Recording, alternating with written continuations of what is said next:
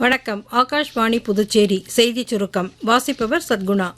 குடியரசுத் தலைவர் திருமதி திரௌபதி முர்மு இன்று முதல் கோவா, கர்நாடகா, ஜார்க்கண்ட் ஆகிய மாநிலங்களுக்கு 4 நாள் பயணம் மேற்கொள்கிறார். வரும் திங்கட்கிழமை ஜாம்ஷெட்பூரில் நடைபெறவுள்ள பழங்குடியினரின் சந்தாலி மொழியின் ஓல் சிக்கி எழுத்து வடிவம் உருவாக்கப்பட்டதன் 100ஆண்டு விழா கொண்டாட்டங்களில் அவர் கலந்து கொள்கிறார். பின்னர் தேசிய தொழில்நுட்ப நிறுவனத்தின் 15வது பட்டமளிப்பு விழாவிலும் உரையாற்ற உள்ளார். பிரதமர் திரு நரேந்திர மோடி புதுடெல்லியில் இன்றும் நாளையும் நடைபெறவுள்ள 5வது தேசிய தலைமைச் செயலர்கள் மாநாட்டிற்கு தலைமை ஏற்கிறார். வளர்ந்த இந்தியாவுக்கான மனித மூலதனம் என்ற கருப்பொருளில் நடைபெறும் இம்மாநாட்டில் மத்திய மாநில அரசுகளின் கூட்டாண்மை வலுப்படுத்துவது குறித்து விவாதிக்கப்பட உள்ளது.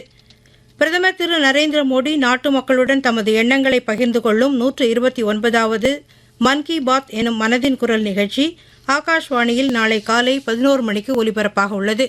பிரதமரின் ஹிந்தி உரையைத் தொடர்ந்து அதன் பிராந்திய மொழி வடிவம் இடம்பெறும்.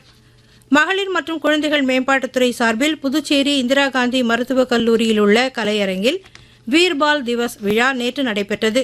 இதனையொட்டி காப்பகம் மற்றும் அங்கன்வாடி குழந்தைகள் மற்றும் பள்ளி கல்லூரி மாணவ மாணவிகளுக்கு பல்வேறு போட்டிகள் நடத்தப்பட்டு வெற்றி பெற்றோருக்கு முதலமைச்சர் திரு ரங்கசாமி பரிசுகளை வழங்கினார்.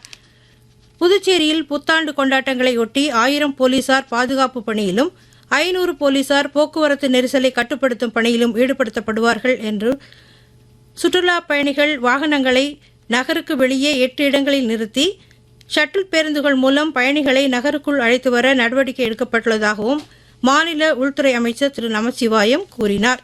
இத்துடன் இந்த செய்தி சுருக்கம் நிறைவு பெறுகிறது.